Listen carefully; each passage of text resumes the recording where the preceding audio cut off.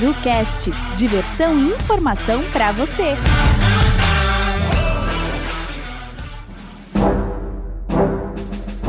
Bem-vindos, pessoal, para mais um BizuCast. O BizuCast de hoje é um BizuCast especial, porque nós vamos fazer essa série que toda primeira quinta-feira do mês é gravado. Daí a gente não sabe exatamente qual, se vai ser a segunda ou terceira quinta-feira que vai ser publicada, né? Uma série especial com Fabrício Ortiz, o retorno de Fabrício ao BizuCast, que a gente vai chamar de Duro de Matar, Hard to Die. É duro de matar, profissional duro de matar, para você se tornar um profissional à prova de balas. Bem-vindo novamente, Fabrício. Obrigado, Albino. No duro, como diria o Silvio Santos. Ui. No duro? Legal, Albino. Obrigado pela recepção. Duro de matar também é uma forma da gente dizer, né, que os profissionais podem ser mais resilientes e ter carreiras, né, mais sólidas, menos oscilantes com as crises e problemas que a gente enfrenta, como coronavírus ou outros tipos de efeitos aí externos do ambiente que podem afetar a nossa vida, né? Então a ideia desse programa aqui é a gente poder falar de estratégias e conceitos e práticas e técnicas que são em comum de profissionais de alto desempenho que são duros de matar. O próprio Albino já teve esse apelido aí, parece que na faculdade ou na escola, né, Albino? Mas não era bem por esse motivo, né? Não era bem por esse motivo. O pessoal me chamava aí de McLean, né? Mas porque eu nunca... Mas é mais ou menos, é porque eu nunca reprovava, né? Era impossível. Olha lá. Tirava 1,8, tirava 1,5, né? Mantinha os nervos no lugar, todo mundo já falava assim, agora ele cai, porque tem a rixa lá na Federal do Ira, né? O André hoje não tá aqui, já vou passar a palavra pro Wellington, pro André, o André podia dizer que é verdade isso, né? Então o pessoal ficava torcendo lá pra eu cair, pra eu pegar uma reprovação pra cair bastante meu score, né? Mas daí na última hora eu tirava da manga o último as e eu continuava vivo, né? Pra mim a prioridade era manter-se vivo, não era nem dar um show. E foi assim, né? Foram 5 anos aí de nenhuma reprovação, né? Todas as matérias vencidas. Era um pouco essa história aí. McLean, maldito McLean, eles me chamavam. Fala aí, Wellington. Só um disclaimer pra quem não sabe o que é IRA, é índice de rendimento acadêmico, né? Só os nerdão que se preocupam com isso. E eu também, na época, né? Eu também me preocupava bastante. Boa tarde, bom dia, boa noite. Olá a todos e todas. E todos com X, todas, né? Porque hoje tem que ser assim, né? Manda logo um todes. Hoje eu tô... Todes. Todes e Nescaus. Você reprova no Enem. Fala e reprova no Enem. Todes e Nescaus. Todes e Nescaus. E hoje eu tô aqui pra poder aprender muito com o Fabrício aí, o cara brabo, né? E tô aqui. Hoje eu não vou falar nada, vou só ouvir. Que é isso, tem que trocar, tem que fazer pergunta aí, porque eu também... Assim, palestra não vai ser uma conversa.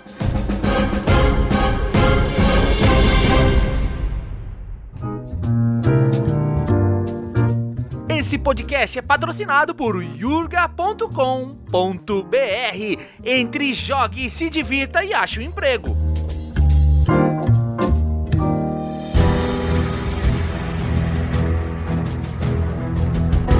Começando o primeiro bloco, Fabrício. Essa série é uma série especial. Eu quero primeiramente agradecer você, né? Se dispor, né? Pelo menos aí vai ser uma quinta-feira por mês aí que a gente vai gravar, né? Esse material importantíssimo, né? Nós temos aí mais de 800 ouvintes que nos escutam, principalmente no Brasil, mas em vários países aí do mundo, né? Um especial abraço pro pessoal aí de Portugal, né? O pessoal do Japão também, tem muitos brasileiros, aposto que são brasileiros, né? Vai estar lá no Japão ouvindo a gente. E estão aí muitas vezes num momento aí de descanso ou de logística, né? Indo para casa, ouvindo o material para se desenvolver. E o pessoal aí do Brasil também, que é a nossa grande audiência aí que quer se capacitar, né? Os e-mails que a gente recebe aí sempre são o pessoal do meio empresarial, o pessoal que trabalha como analista, coordenadores, gestores, e esse dia a dia do mundo corporativo é o foco aqui da nossa conversa, né, Fabrício? Explica um pouquinho o que vai ser, o que a gente vai tratar nessa série aí. Exato, a ideia aqui é a gente tratar de estratégias, né? Surgiu já anteriormente essa minha ideia junto com um querido colega que é o Gabriel Campodarvi. Importante citar o Gabi aqui. A gente começou já há muito tempo, Albino, coletar e agrupar características dos profissionais que não sentiam nenhuma crise. Eles realmente tinham uma resiliência profissional muito acima da média, profissionais que se recolocavam rapidamente quando passavam por alguma situação e que estavam sempre prosperando, né? Nunca estavam passando assim apuros, né, profissionais, dependendo muito de um trabalho só, e tinham características em comum, principalmente no sentido comportamental. A gente vai falar de alguma coisa técnica sim, mas é no sentido comportamental, mais interno, de gestão de emoções. Então podemos dizer, Albino, que são pessoas que são marombadas emocionalmente, musculosas emocionalmente, e o Albino até fez aí alguns vídeos, está fazendo uma série de vídeos aí sobre a maromba emocional. É legal isso que você tá falando aí, pra quem estiver escutando, né, vai lá no YouTube, no canal do Bino Sabe, nós temos vídeos todos os dias, né, o Maromba Emocional sai nas quartas-feiras, né, a nossa série Maromba Emocional, esse termo que a gente cunhou aí de fazer o cara ir pra academia, de ganhar músculos da emoção, né, pro cara aguentar a porrada aí do dia a dia. Isso é inspirado no treinamento lá que o Fabrício ministrou para mim em 2017, que tratava do envolvimento total, então é inspirado lá. Aí com a leitura minha do dia a dia, vou tentar trazer dentro do dia das pessoas, do dia a dia das pessoas, uma técnica que eu acabei desenvolvendo aí de gestão da rotina, com post-its, que é a outra série também que tem no nosso canal, que é o Mestre dos Post-its, que você também pode acompanhar, que sai toda quinta-feira, que vai tratar desse tema. E aqui a gente vai tratar do tema do profissional à prova de balas, né, que o Fabrício vai falar aqui, e tudo está circundando temas análogos, né, Fabrício? Exatamente. No final a gente gira os conceitos e teorias sobre desenvolvimento humano e a gente cai numa mesma linha que fala de gestão emocional, que fala até de vibração, né? De física quântica e emocional, e a gente vai para um cenário de comunicação. Comunicação consigo mesmo, comunicação com os outros, neurolinguística. A gente vai caindo sempre, porque o cérebro funciona do mesmo jeito, né? Uma vez o próprio Dr. Larry Ribeiro, que disseminou muito a PNL, neurolinguística no Brasil, foi acusado de plágio, de ter plagiado Anthony Robbins. Ele falou, olha, na verdade não tem como plagiar em neurolinguística, porque é assim que funciona. Se eu for falar do cérebro e da neurolinguística, o cérebro funciona do mesmo jeito. A linguagem do cérebro, ela é já descrita. A mesma, né? E é a mesma. Então não tem como eu escrever um livro sobre neurolinguística e não falar dos mesmos termos, das mesmas estratégias de autoprogramação. Então a gente vai falar também um pouco disso, mas o papo aqui é muito focado, Albino, da gente ajudar as pessoas que estão ouvindo a se sentirem um pouco mais fortes, um pouco mais firmes nesse momento que abalou o mundo todo. 62% dos profissionais se sentem mais estressados e ansiosos do que antes da pandemia, e quase 70% dos profissionais estão trabalhando mais horas do que costumavam trabalhar. Pelo menos uma hora a mais, quase 70% dos profissionais relatam que estão trabalhando. E muitos em home office, em situações bastante assim, desafiadoras, né? E o nosso papel aqui é apoiar os profissionais. A gente viu como tese de investimento, de falar desse tema, de que tem muita gente precisando de apoio para ser um profissional um pouquinho mais à prova de balas. Pode começar blindando assim a parte da lataria do lado direito, depois o para-brisa, depois a porta do lado esquerdo. Devagarzinho você vai criando, é como o Mandaloriano, né? Ele vai melhorando sua armadura aos pouquinhos. Cada missão você vai ganhando uma armadura. Exatamente, ele vai conquistando conhecimento, capacidade, prática para ir se armando, né, se preparando para lidar com um cenário que tende a ficar pior com o passar do tempo agora. Tende a ficar pior, no Brasil tende a ficar um pouco pior também, por conta de crise econômica. Né? Então muitos clientes nossos, muitas empresas já estão passando por dificuldades, reduzindo muito o orçamento e investimento. E os profissionais tremem nas bases, né, Albino? Que profissional não vai tremer nas bases quando você tem lá um enxugamento de 30% de custo numa empresa inteira? Uma empresa com 10 mil colaboradores, nós vamos ter que enxugar 30% de custo. Certo. Todos ficam muito, muito inseguros e o profissional à prova de balas ajuda as pessoas nesse momento histórico aí muito muito desafiador. Eu acho legal esse termo quando você fala prova de balas, porque qual é o funcionamento do colete, né? O colete à prova de balas, quando você veste, ele não vai permitir que você venha a falecer. Exato. Mas você vai sentir... O tranco vem, né? O tranco, você vai sentir a bala, vai ficar com marca. Vai ficar mas roxo. aquilo, a capacidade latente que o projétil tinha de te promover uma lesão fatal, deixa de ser aquela para um machucado. Perfeito. O dano não é fatal, né? O dano não é fatal, né? Então... É quase como a vacina do Covid, assim, você vai pro hospital, mas você não é entubado, é isso? Não, eu acho que é legal só porque às vezes a pessoa pode estar escutando a gente e pensar assim, esses caras vêm me ensinar aí negócio de meditação, que eu não vou ficar nervoso com nada. Não é isso. Não, é o A contrário. questão é que a pancada vai vir para que você não caia no chão, né? Exato. Que você não morra, porque eu conheço duas pessoas, que eu não vou falar nome, né? Porque eu acho que iria expor negativamente a pessoa, mas são pessoas que depois que tiveram revés na vida, a vida acabou. A vida do cara acabou. O cara tá parado na lama. É igual aqueles filmes que você assiste de espiritismo, sabe? Que aquele espírito fica na lama lá e fica naquele loop infinito. Tem até aquele filme do Robin Williams, que ele entra dentro de um quadro. Sim, pintura, sim. quando ele vai encontrar a esposa tá num loop infinito lá no umbral lá, sabe? E tem gente que vive isso no mundo real. O cara fica preso na emoção, né? E não imagine que são essas pessoas que eu conheço que são as únicas. Quem aí já não foi tomar banho, repetindo as coisas de uma reunião e falando de um jeito diferente, simulando coisas que deveriam ter acontecido no dia, né? As pessoas ficam patinando numa situação e gastando toda a sua energia em algo que já passou e que o cara não tem mais o que fazer. E daí cada vez mais a conta, né? O cara vai no banco do empréstimo da emoção e pega mais uma grana. Daqui a pouco o rombo, a dívida que esse cara tá na conta da emoção é gigantesca. Não tem como, não há novo empréstimo pra parcelar isso, né? E daí você vai ver os caras que entram em burnout, né? Você vai ver os caras que surtam, né? E não é à toa que a gente tá falando aqui hoje que nas mega tendências aí já foi mapeado que o ano de 2021 vai ser o ano do autocuidado. Nós estamos ainda em maio, as pessoas estão falando pouco isso ainda, né? Um outro canal aí especializado tá tocando no tema, tá levantando a bandeira, mas este ano é o ano do autocuidado. Sem dúvida. Falam que são duas perguntas mais feitas em 2020 e 2021, né? Em 2020 a pergunta mais feita é: você tá vendo minha tela? Tem uma variante que é: você tá no mudo ou, né? Coisas do tipo, tá me ouvindo? Mas tá vendo minha tela. E de tela em tela, 2020 passou, 2020 temporada 2 chegou, que é o 2021, e a pergunta mais feita é: você tá bem? Tá tudo bem aí? Porque 1/4 das crianças americanas estão viciadas em tela. É o vício em telas, é uma nova doença. Então, cerca de 25% da população de crianças americanas está completamente viciada em telas. E os adultos estão com o chamado Zoom fatigue, né? Que é a fadiga de reuniões, da virtualização do trabalho. Eu não tenho mais pessoas interagindo, eu tenho quadradinhos se mexendo e num campo visual muito estreitinho, pequeno, né? Olha em volta o tamanho do nosso campo visual e olha a tela que a gente está aqui pequenininha.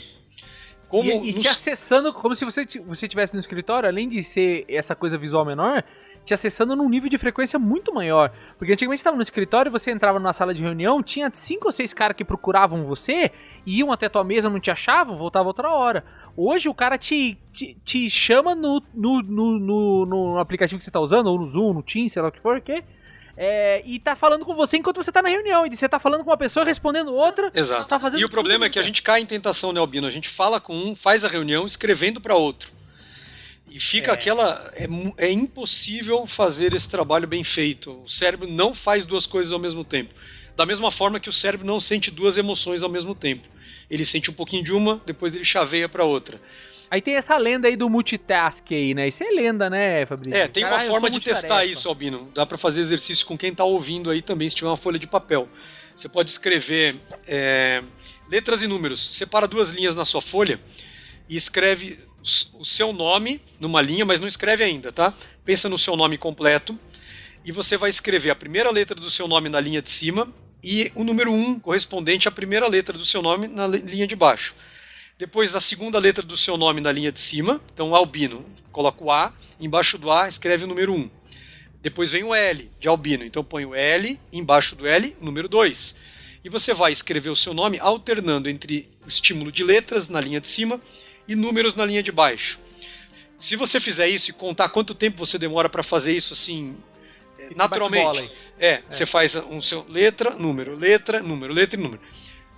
E marca aí num cronômetro quantos segundos você demora para fazer isso, seu nome completo. Depois você reserva mais 2 linhas e você faz o seu nome inteiro e embaixo você põe 1, 2, 3, 4, 5, 6 até completar o número de letras que o seu nome contém, completo. E você marca, geralmente, da metade do tempo para você executar a linha das letras e linha dos números de uma vez. E o dobro do tempo, né, metade do tempo da outra estratégia, que é ficar alternando entre número e letra. O que isso prova para nós por um exercício super simples? Que o cérebro ele não lida bem com chaveamento de ideias. Aqui, a natureza do caractere, né? Número e letra. Toda vez que eu mudo essa natureza do caractere, eu tenho que... Putz, como que era mesmo? O próximo era o 4. E o próximo era o I. O cérebro fica... Tem que dar a partida no carro toda hora. O cérebro é como um start-stop que gasta mais, né? O motor, né? Então ele desgasta mais, tem mais atrito inicial, tem até um case aí que meu pai conta que tinha um taxista lá que o motor do carro dele na Inglaterra durava mais do que os outros porque ele não desligava o carro. Ele deixava o carro ligado enquanto ele ia almoçar e tomava café. É uma história assim, que eles tinha até um jeito de... Eles compartilhavam o carro, ele descia com o carro ligado e o outro entrava. O motor durava muito mais do que dos colegas que desligavam, porque não tinha aquele atrito inicial. E esse atrito cerebral, ele toma tempo. Se você alterna de uma ideia, estou assistindo um vídeo prestando atenção, ouvindo um podcast, agora eu vou responder meu e-mail, agora eu vou completar uma planilha do Excel. Se eu fico fazendo isso alternadamente, eu vou gastar muito mais tempo, porque o cérebro tem esse atrito inicial para sintonizar. Segundo, né, algumas pesquisas demoram alguns minutos até para você entrar no flow do que você estava fazendo, 10 minutos, até 15 minutos para você... Sabe quando você está no Excel e você faz a integração homem-célula? Você respira. E você fala, nossa, eu sou o Excel sou eu, né? Eu sou o hashtag ref. Você vibra. Eu sou o ref, eu sou o velho. Você vibra as fórmulas, né? Ou quando você está fazendo alguma coisa, prestando atenção em algum filme ou alguma coisa, alguém te chama, ou lendo um livro, isso é muito comum na leitura, você perde o fio da meada e você lê a página inteira só com os olhos, não entendeu o que estava escrito, e você tem que voltar do início. Quem nunca passou por isso?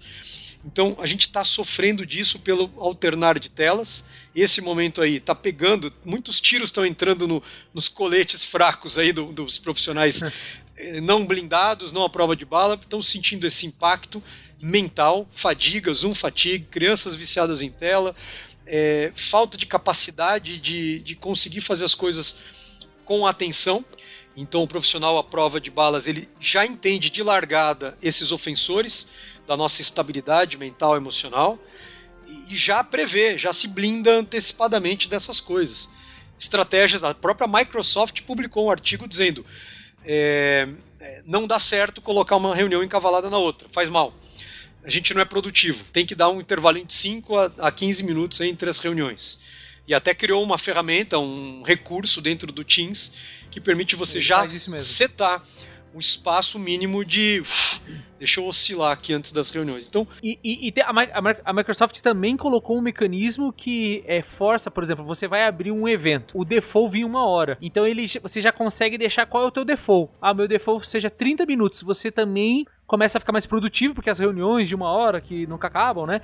E ele também tem um alerta quando estiver faltando, você parametriza, por exemplo, quando estiver faltando 10 minutos para reunião ou 5 minutos para reunião, eu quero que a Pitch aqui me mostre, falta 5 para você terminar pontual, né? Porque eu acho que tem que começar pontual, terminar pontual, né? Perfeito, sem dúvida. Ou um pouquinho antes. O que está acontecendo em treinamento, Albino? Quando a gente termina um pouco antes, um pouco mais cedo, 10 minutos antes, ajuda as pessoas que não conseguiram fazer isso, não foram à prova de balas, das reuniões encavaladas. Então ele sai de um treinamento, 3 da tarde, 3 já tem outra reunião com alguém importante.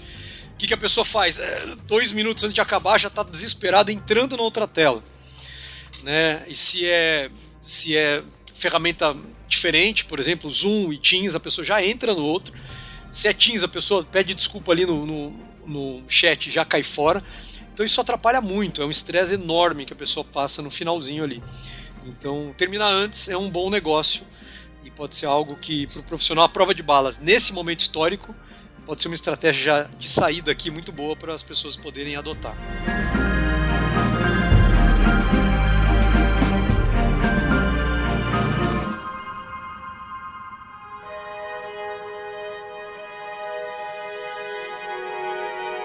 Fabrício, todo mundo sensibilizado aí com o tema, né? Já deve ter uma fila de pessoas aí erguendo a mão e falando assim, eu assumo, eu sou esse cara, o que eu faço? É o que as pessoas estão pensando, Fabrício, o que essa pessoa faz? Tem caminho, tem passo a passo, o que a pessoa tem que fazer? Chora, se desespera, ou tinha um professor meu que falava assim, vai lá, sai fora da casa, senta no meio fio e começa a chorar? Não! É pra chorar ou não é? Um pouco, tem que chorar também. Se não chorar, não tem mudança, se não tem dor, não tem motivação pra mudar. Né? Então a gente sempre tem que ter um incômodo. E quanto melhor o incômodo, tem até a historinha do cachorrinho do Freud, que você está bem acostumado a contar aí também, né, Albino? Se o incômodo for pequeno, a gente não muda. Então, é para sensibilizar, é para chorar um pouquinho e falar, quero fazer alguma coisa. E o que eu percebo, principalmente no que está acontecendo com o mundo e para o cenário atual, para os profissionais, a prova de bala, está faltando muito senso de priorização do que realmente é relevante. Né, à luz do que a gente sempre fala de Pareto, né, e tudo mais, vamos fazer já que a gente vai se desgastar demais, vai ficar fatigado só para tocar um dia, que seja ultra relevante o nosso dia. Porque assim eu estou garantindo que eu, como profissional, eu estou agregando valor a toda interação, eu não estou fazendo coisa de baixo valor agregado. Tá? Então, o melhor caminho para você aumentar o seu valor agregado é focar naquilo que é o seu talento, naquilo que você foi feito ou feita para fazer. E isso independe do momento histórico, independe da época que você vive, independe do que está acontecendo com o mundo. Depende apenas exclusivamente de uma doutrina pessoal, de uma conduta pessoal, de você fortalecer o seu talento, o seu ponto forte. Então, o que acontece hoje? Os profissionais estão carecendo muito de senso de priorização e senso de proporções. Tudo é relevante, tudo é importante, responder tudo com prioridade, tudo é urgente. E no final, né, daqui a 1 ano, 2, 3, 4, 5 anos, eu fazendo essa loucura que é a vida profissional corporativa hoje, o que eu vou deixar como o maior valor do meu trabalho? Tem que estar alinhado com o seu valor que você tem para oferecer para o mundo. Aquilo que você tem como talento, aquilo que é o seu maior poder profissional. Então o profissional à prova de crise, ele não perde tempo tentando melhorar muito o ponto fraco. Ele blinda o ponto fraco. Ele põe um Kevlar ali, ele põe, né, um vidro mais grossinho ali no ponto fraco para não tomar tiro ali. Mas onde que esse veículo vai andar, aonde que ele vai pôr tração, é no ponto forte dele. É que nem se um baixinho chegasse e falasse, meu ponto fraco é ser baixo, né? Não vai mudar nada, né? Na prática não vai mudar nada. Exato. Essa da altura é legal, Bino, porque é uma questão muito limitante para algumas tarefas. Por exemplo, eu com 1,75 m, eu poderia querer ser jogador do Hall of Fame da NBA. Não deveria querer isso, mas eu poderia. Então o cuidado que a gente tem que ter com os conceitos aí muito popularizados de conhecimento, de desenvolvimento pessoal, a coaching. Tudo você pode. Tudo você pode, você pode tudo, pensamento positivo. E o cuidado que o pensamento positivo pode te deixar mais deprimido. Porque você fica pensando, né? Meu sonho é ser Hall of Fame da NBA. Como é de 75, quantos estão no Hall of Fame da NBA? Tem um que eu conheço. Né? Improvável. Então, assim, a chance é muito pequena. Tem que ter um propósito. Não é impossível, né? Mas é improvável. Mas é muito improvável. Então, assim, não é o meu ponto forte, obviamente. Tem pessoas que nascem com um dom pra música, um ouvido mais perfeito que ouve notas com facilidade. Tem pessoas que são mais quietas e nascem com uma capacidade analítica e a característica é ser quieta para poder refletir mais e não ficar conversando e perdendo foco. Então são pessoas mais introspectivas. Tem pessoas que são mais extrovertidas por natureza. Então você pensa, pega o Silvio Santos e coloca ele numa biblioteca para ser bibliotecário. É o fracasso da carreira, né? Oi. Até como um investidor em banco, talvez ele não tenha sido tão bom, né? Não sei, parece que no final deu bom, mas assim, a princípio teve um certo arranhado ali, deu um arranhado ali na imagem de autoridade dele nessa área.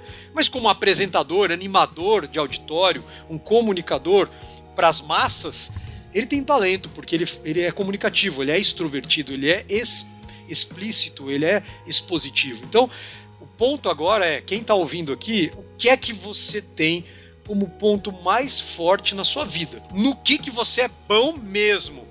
No brabo. O que você é? O Brian mesmo, é o cara. O que você é o McLean?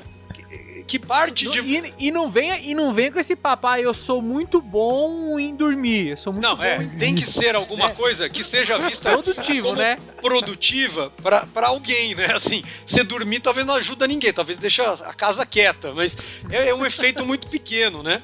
É um efeito muito nessas pequeno. histórias também é aberta, assim, do tipo, eu sou muito bom em ajudar as pessoas. As pessoas gostam de trazer esses temas muito amplo, né? Seja específico. Exato. Né, por exemplo, seja específico. Por exemplo, eu tenho muita facilidade para explicar para as pessoas como as coisas funcionam. Isso é nativo, familiar até, herdado geneticamente, muito orientado geneticamente isso. Meu pai foi professor, meu irmão tem facilidade para dar aula, ser professor. Assim, eu sempre quis ser professor desde criança, eu via isso como algo nobre, eu gostava dos professores, eu admirava os professores. Eu tenho facilidade para explicar como as coisas funcionam. E gosto de ajudar as pessoas como num sentido mais amplo, tá, Albino? Mas assim, ajudar as pessoas em problemas, eu escolhi também. Em que problema? Eu não quis ser médico, porque eu não quero ajudar as pessoas em problemas muito graves, assim, eu não consigo lidar, eu fico mal, Eu quero ajudar, mas assim, vamos lá. Exato, né? Eu escolhi, né? É uma ajuda que, assim... É como se eu trabalhasse com estética e não com ortopedia, sabe? Eu vou ajudar a pessoa que é um líder corporativo, um profissional que já tem ali uma vida estabelecida, ou uma pessoa... Tem os limites da casca. Eu tô ajudando ela para transcender para um próximo nível. Eu gosto desse nicho de ajudar as pessoas. É parecido com o meu lema que eu adquiri em 2015, que assim, foi em 2015 o ano que eu parei de ajudar as pessoas 100%. Eu só ajudo 50%. Porque eu acredito que os outros 50% é uma sociedade, né? Se eu tô te ajudando, eu vou entrar com 50%, você vai entrar com outros 50%. Então eu só te ajudo a metade. Segundo o HIT... A outra metade eu já diria o HIT, 50%. Não, o HIT é 90%, Albino. Você vai 90% pro beijo e deixa o outro vir 10%. Mas ali é que as emoções estão afloradas. Você quer muito beijar. Mas a questão aqui é a seguinte, isso que o Albino tá falando é fundamental. Eu quero ajudar aqui quem quer ser ajudado e eu quero ajudar alguém que tem um alinhamento de visão comigo, porque o meu tempo de vida é limitado, meus recursos são limitados, meu tempo de ajuda é limitado, eu quero ajudar pessoas num certo nicho, que eu sinto mais pareto, sinto mais efeito do meu talento sendo aplicado. Eu não vou entregar, né, o que eu tenho de melhor para um solo que eu vejo que não é fértil. Então eu pensei, medicina, eu gosto de ajudar as pessoas e tenho facilidade de explicar. Medicina, eu não gostava muito da questão de estar muito urgente ali, problema, uma dor extrema, sangue, não gostava. Psicologia, que eu queria ser psicólogo e acabei não sendo. Eu falei, não, eu vou trabalhar com traumas muito profundos que me deixam mal, eu fico muito empático com a pessoa. Aí fico os dois, eu falo, caraca, nossa senhora, a vida é uma desgraça. Eu ia ficar muito empático, ia sofrer junto com a pessoa. Então eu ajudo as pessoas em problemas sofisticados, em transcender limites profissionais, principalmente. Um prazer que eu tenho enorme é trabalhar com líderes, porque eu sei que o líder ele vai ajudar muitas famílias, dos liderados deles, sendo um líder melhor, porque o que a gente mais tem é mau exemplo de liderança na nossa vida. Conversa com qualquer trabalhador brasileiro. Eles coletam casos, são documentos intensos, extensos, de maus líderes nas suas carreiras, líderes horríveis que tiveram atitudes péssimas. Né? Mas isso é no mundo inteiro, tanto que tem aquele célebre filme Como Matar Meu Chefe, né, que é uma brincadeira, claro, mas isso é um consenso mundial, né? Sempre as pessoas têm algo a reclamar de seu chefe. Exato. E assim, e olhando para isso, então eu tenho uma escolha de como eu aplico o meu talento de saber explicar como as coisas funcionam. Trabalhei em outras áreas, experimentei trabalhar em outras áreas, na mecânica, preparação de motores que a gente gostava. Eu e meu irmão, a gente trabalhou um tempo nisso. Gosto hoje sempre gostei de esportes, né? Hoje eu até ajudo pessoas, dou aulas de patinação para quem quer aprender a patinar. E tenho até alguns planos de fazer mais coisas nesse sentido do esporte, porque eu vejo que o esporte tem um efeito sistêmico, né? Não é só aprender a patinar, é melhorar a sua vida como um todo, criando equilíbrio, que é o que eu busco muito na minha vida. Então, quem está ouvindo aqui agora, reflete no que você é bom e nicha isso de algum modo para você fazer um investimento que te dá prazer em ver ele sendo bem utilizado. Né? Então, que solo é fértil para você pôr esse talento em campo? São perguntas que surgem no Ikigai, o conceito de Ikigai. Se você pesquisar Ikigai, tá cheio de coisa na internet. Você vai ter perguntinhas-chave ali, né? no que você é bom, que eu perguntei aqui para você. Onde que isso tem valor, né? Quem que te paga para você fazer isso ou te retorna de algum modo algum valor para você, isso é útil para o mundo de algum modo, te dá prazer e de num certo sentido é valioso. Você vê como correto atuar nesse campo dessa forma. Então, o profissional à prova de balas, ele já trabalha muito fortemente em cima do seu talento aplicado num nicho específico.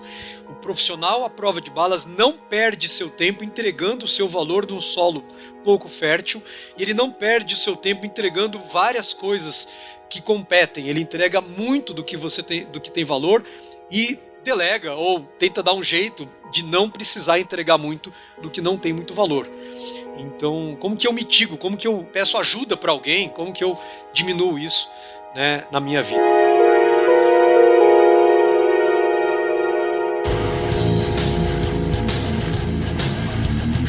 Começando o próximo bloco, Fabrício, para onde iremos ser guiados agora, né? As pessoas já estão aí tocadas em procurar o seu Ikigai aí, o seu propósito, né? A gente pode falar assim.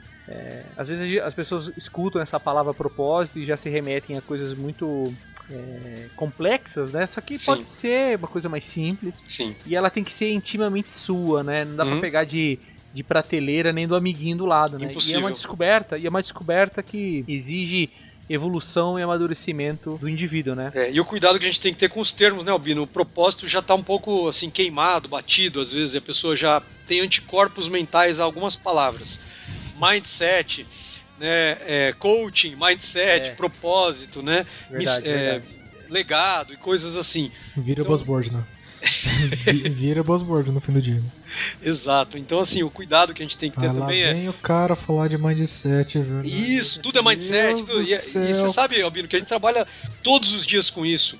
E você cada vez mais, né, ajudando as pessoas nesses temas também, sabe que o trabalho é hardcore, o trabalho é sério, é pé no chão, é prático, não é um trabalho de termos, assim, modismos, né?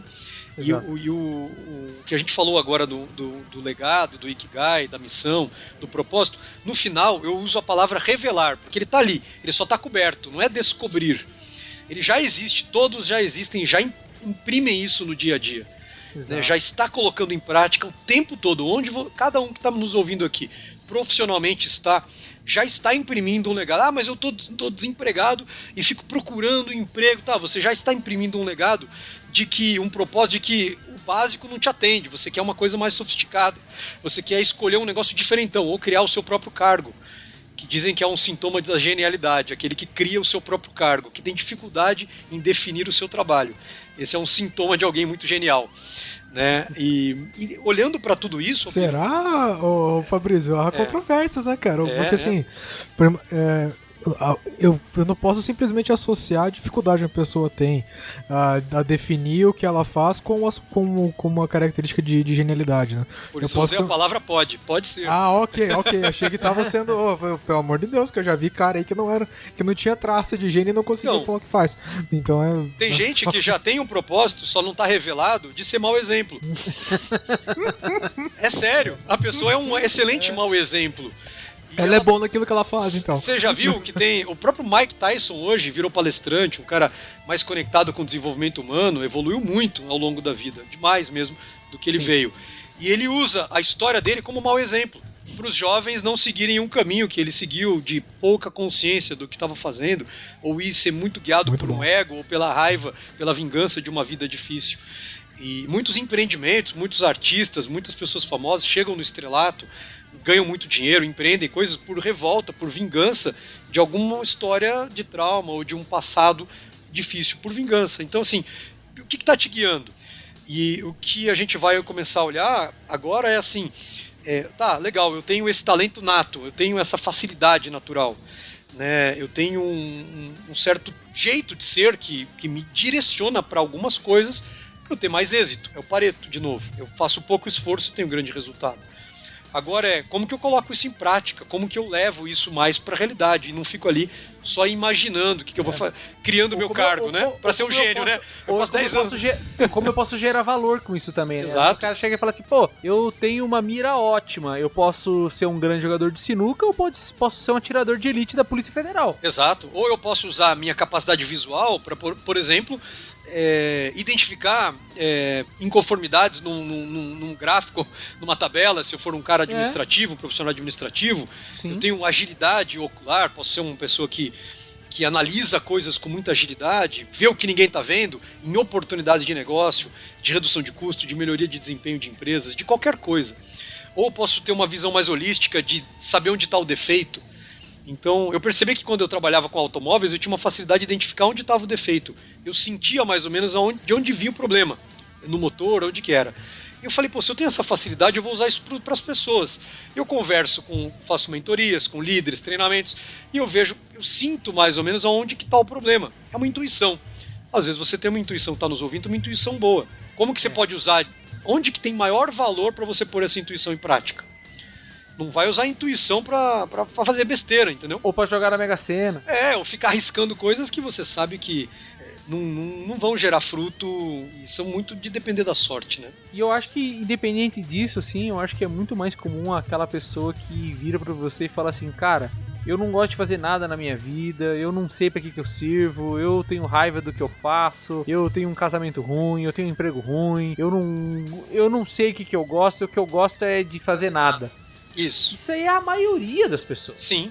Aí quando o cara tenta virar essa página, ele vai, se inspira, escuta alguém falando que a sua missão é ajudar as pessoas, daí o cara pega um carro às 2 da manhã, vai entregar sopa aí em algum lugar e fala que o objetivo dele é ajudar as pessoas. Só que depois que ele termina de entregar a sopa, ele volta pra merda da vida dele.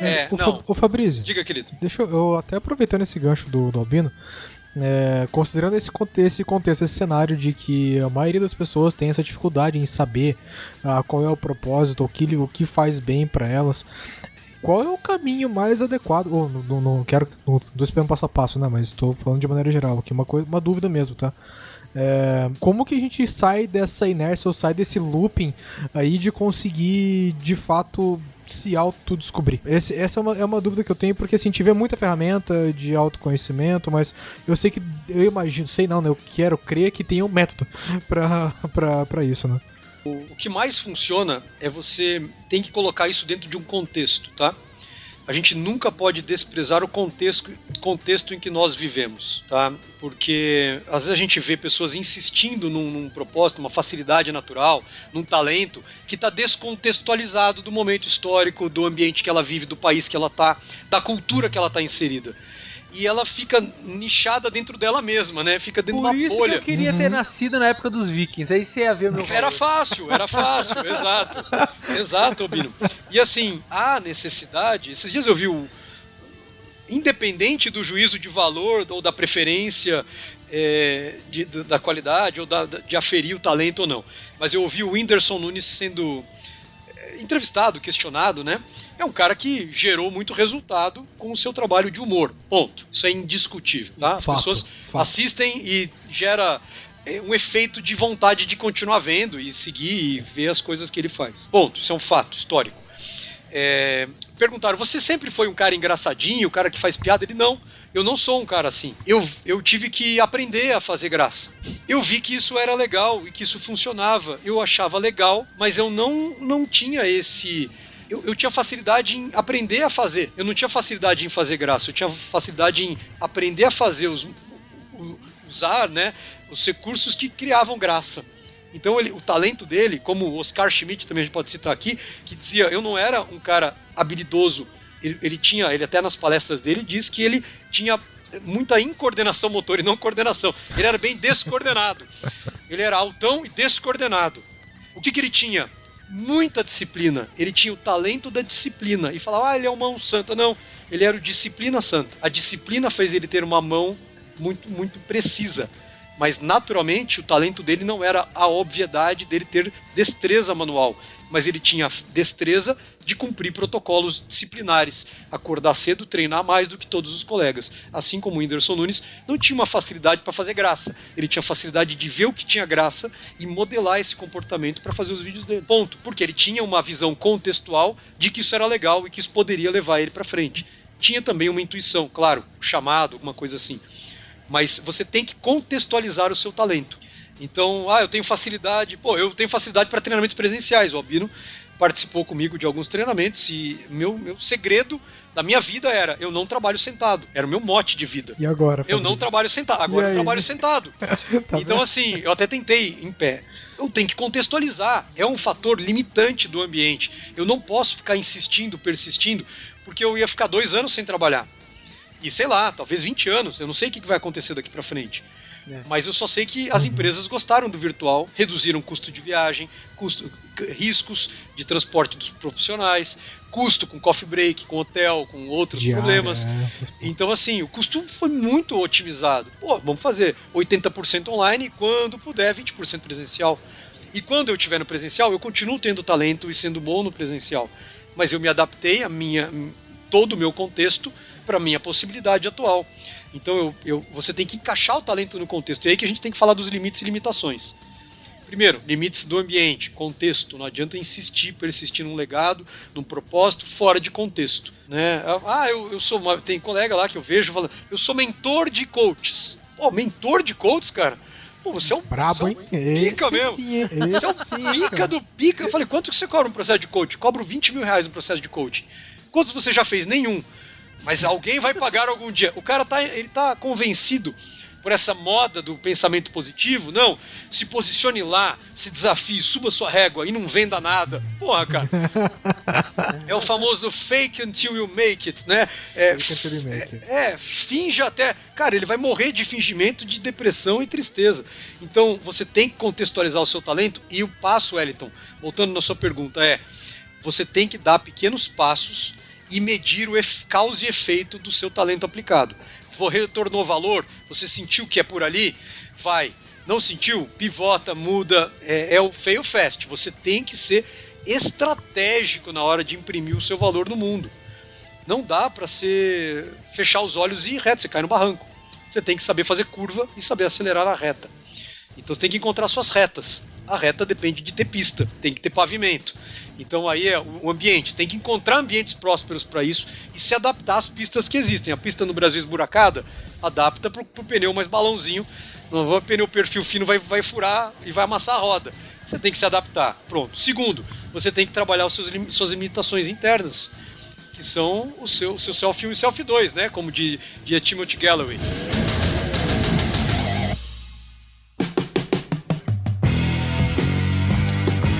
Mas desse aspecto que você tá falando do cara procurar a pista, as retas, né? Eu acho que talvez para materializar também um exemplo rapidinho para você que tá ouvindo, pessoal, às vezes na sua empresa não vai ter o ambiente preparado para você fazer esse teste. Você pode modelar isso dentro da sua empresa. E se você achar que não dá, se você chegou no limite, como ele mesmo falou aqui, o Fabrício falou que é muito esburacada a rua e tudo mais, você troca o pneu, você se adapta até o ponto que você pode fazer uma pista na sua casa.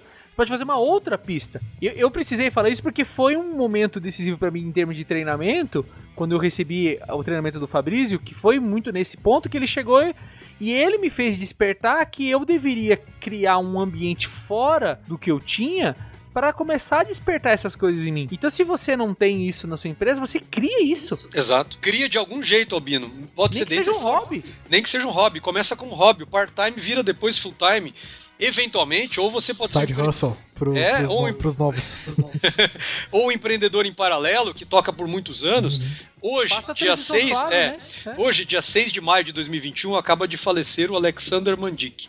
Eu trabalhei na Mandic por 4 anos, fui responsável pela universidade corporativa lá, e ele foi um cara que me inspirou a empreender em paralelo, porque ele trabalhava na Siemens, e ele construiu a internet brasileira, né, o e-mail, o Mandic e-mail, tudo fora. Ele apresentou dentro da empresa o modem, falaram, legal, parabéns, está aqui um prêmio em dinheiro, mas não vamos aplicar a sua ideia. Ele falou, fiz na minha casa, peguei a linha telefônica extra que ele tinha e criou a internet BBS na casa dele. Foi a história da internet no Brasil. O que o Albino comentou foi simplesmente a história da internet no Brasil. Então, olha só, e o Mandic me inspirou muito a fazer isso. Às vezes a pista ali é uma pista para carro e você tem um avião em casa. Pô, vai no aeroporto, faz as duas coisas, mas não se limite pelas pistas também. Navegue bem nelas. E também não insista em enfiar o avião na pista de cá na estrada, porque você vai causar problemas para você e para as pessoas. Então, o cuidado que a gente tem que ter é encaixar os nossos talentos nos locais possíveis, nas pistas possíveis, e construir pistas também faz parte desse projeto de vida, de ser um profissional à prova de crise. Porque se você faz isso, você fica à prova de crise. Porque você tem muitas possibilidades na sua vida. Se você se acomoda, é o famoso o Golden Cage, né? Você fica numa gaiolinha de ouro, dependente dela, você quer voar, tem asinha, mas não dá para voar, e a gaiolinha vai ficando cada vez mais enfeitada, né? Te deixando encantado lá dentro e falando, não precisa voar, aqui você tem tudo. E para quem sente um empreendedorismo na veia, tem vontade, tem que usar essas estratégias que a gente está falando aqui. Legal. Mas voltando lá quando eu te cortei. Então, quando a gente fala dos limites internos, limites externos, né? E a gente costuma dizer um termo diferente, limitação interna e limite externo, tá? Limitação interna é quanto eu me saboto, o quanto eu mesmo, e quanto mais inteligente o cérebro é, mais ele tem o poder de se sabotar, tá? Se você está nos ouvindo aqui, é uma pessoa muito intelectualizada, sofisticada, tem conhecimento muito profundo em algum tema, facilidade de aprendizagem, QI alto, né, intelecto desenvolvido, você também tem um super sabotador intelectualmente desenvolvido dentro da sua cabeça. Quanto mais inteligente você é, mais sofisticados são os seus crimes contra você mesmo. Então, o cuidado que a gente tem que ter para fazer isso acontecer, a gente vai ter que se superar. Não tem jeito. E para se superar, aí que está o grande ponto. Porque construir aeroporto é fácil. O difícil é acreditar que você pode construir o aeroporto, né? Pôr um pneu mais adaptado ao piso que você está dentro da sua empresa é fácil, é só trocar o pneu. Mas acreditar que você pode se adaptar e se remotivar dentro de uma empresa que você está desmotivado, isso é que é a limitação interna. Encontrar caminhos. Uma vez eu orientei uma pessoa que ela falava, Fabrício, encontrei meu propósito, é salvar cachorros. Eu amo pets e eu quero salvar animais. Só que na minha empresa não dá para fazer isso. Tem uns animais lá, mas não dá para salvá-los. O que ela fez? Ela criou um grupo de salvamento de cães dentro da empresa, que saíam depois do trabalho e passavam 1 hora resgatando cachorros. E ela falou, pronto, consegui encaixar esse meu sonho, meu ikigai, meu propósito dentro da empresa que eu estou motivada de novo a trabalhar ali. Ela criou uma conexão inusitada. E tudo isso é importante a gente fazer, mas precisa se superar, acreditar que é possível. Então, partir de crenças, né? E tem muito material, o Albino vem produzindo muito material que ajuda nisso, desde o poder do agora até o maromba emocional, né? Tudo isso daí pode ajudar, né, Albino? Eu acho que uma coisa, Fabrício, que você fez comigo... você fez comigo. No treinamento. Você vai ter que fazer um episódio inteiro explicando essa frase aí, hein? Eu acho que é a parte que a gente trabalha com valores, né? Claro que o episódio já tá terminando aí, já tá acabando o nosso tempo, e pro pessoal ficar esperto que no próximo episódio a gente vai falar de ferramentas, né? Mas uma coisa que pra corroborar com a tua resposta, tem tudo a ver com o que você falou, mas pra mim fez muito sentido aquela pergunta assim, quais são os teus valores fundamentais? Se tivesse que fazer uma lista aí dos 10, os 10 mais, o que é? Né? Nesse momento, você vira o Hubble pra dentro, né? Às vezes você fala assim, nossa, o Hubble olha lá as galáxias na extremidade do universo. E se o Hubble virar pra Terra, né? E ao invés de você ficar olhando para as outras pessoas... Para quem é mais novinho, Albino, eu vou pedir pro Wellington aí, que é da nova geração. Eu e o Albino, a gente já tem mais de 40. O Wellington, acho que é 10 anos mais novo que a gente. Exatamente. É isso. Então ele vai explicar nos termos modernos, Shark Tank aí, Hackathon, inovação. Ele vai explicar o que é o Hubble, porque os jovens não sabem o que é Hubble. Eles estão achando que é o Hubble, É o telescópio Hubble. O telescópio Hubble foi o primeiro satélite telescópio que foi lançado pela NASA, né, lá no começo da década de 90. E com ele foi capaz de observar coisas que na Terra não era possível observar dos telescópios, mesmo superpotentes da Terra, devido à luminosidade da atmosfera, né? Lá no espaço ele começou, então ele tem um super zoom. Só que em vez de você olhar lá a galáxia distante, que tal você virar ele pra Terra e você dar o zoom na Terra, né? Que seria assim, ao invés de você ser um cara tão crítico com os outros, fulano é mal educado, fulano não faz isso, faz aquilo, que tal você olhar pra você, mas não num sentido...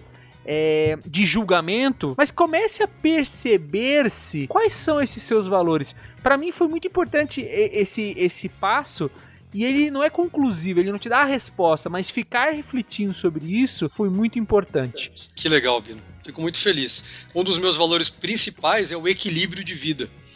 Para mim isso é algo fundamental. Eu quero resultados, mas que o resultado não custe o desequilíbrio.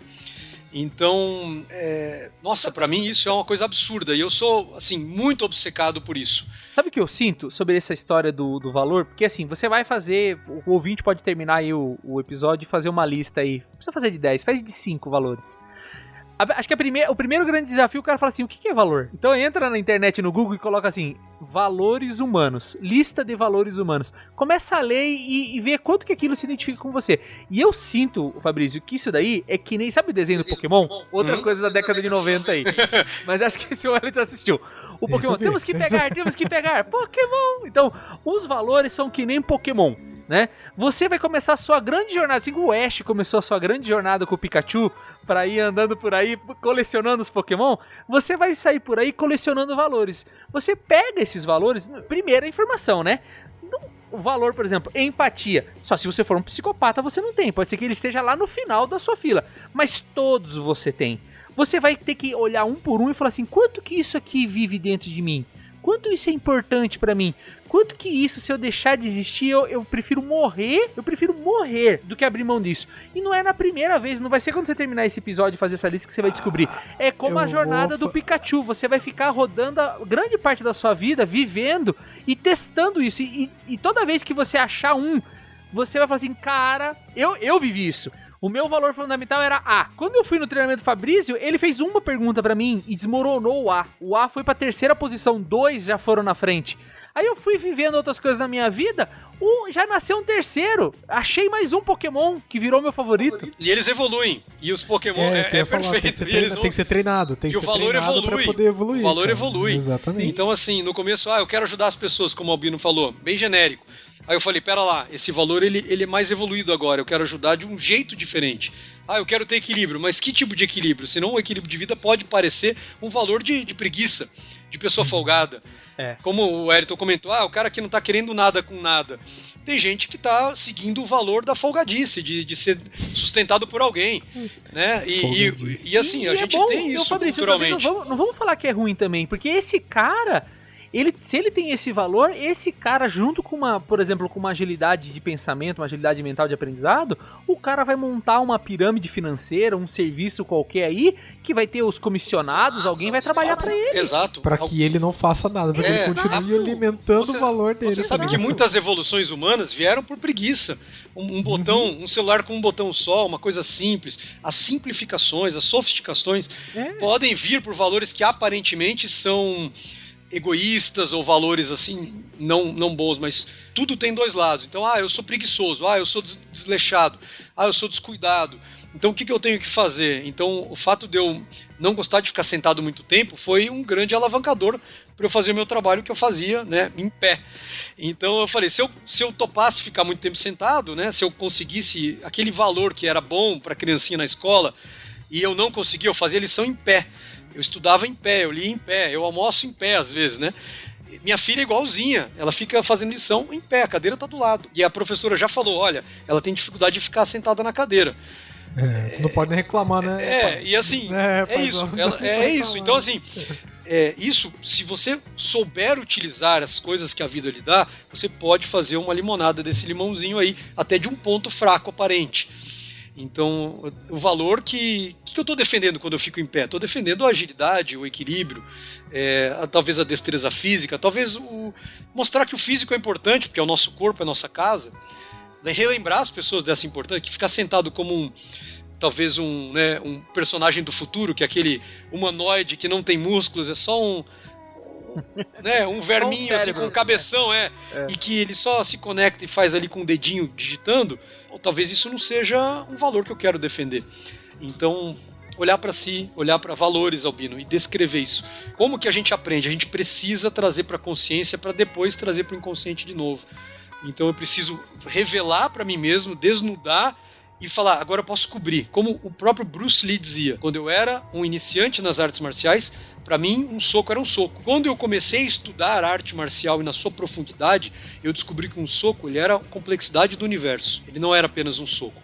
Depois que eu masterizei a minha arte, que eu cheguei num nível de ser um mestre em artes marciais, um soco voltou a ser apenas um soco. É quando você pode cobrir os seus valores de novo e deixar no consciente e vibrar isso, sentir no seu corpo isso acontecendo de novo.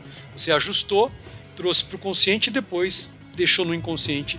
Pronto, né? Tá gravadinho ali, isso já é um piloto automático. E por isso que a gente tem que anualmente, semestralmente, parar a nossa vida e fazer um treinamento, fazer um evento em que eu paro, pauso e desnudo o que está acontecendo na minha vida. Você pode fazer uma avaliação comportamental a cada 6 meses, a cada ano. É a jornada do Ash e do Pikachu, né? Exato. Exato.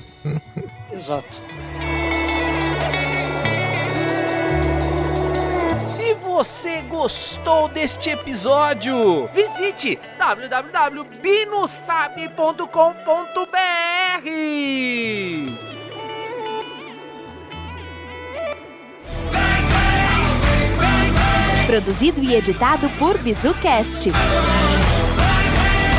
Obrigada por ter escutado o BizuCast. Até a próxima! Bang, bang, won't stop till we're legend.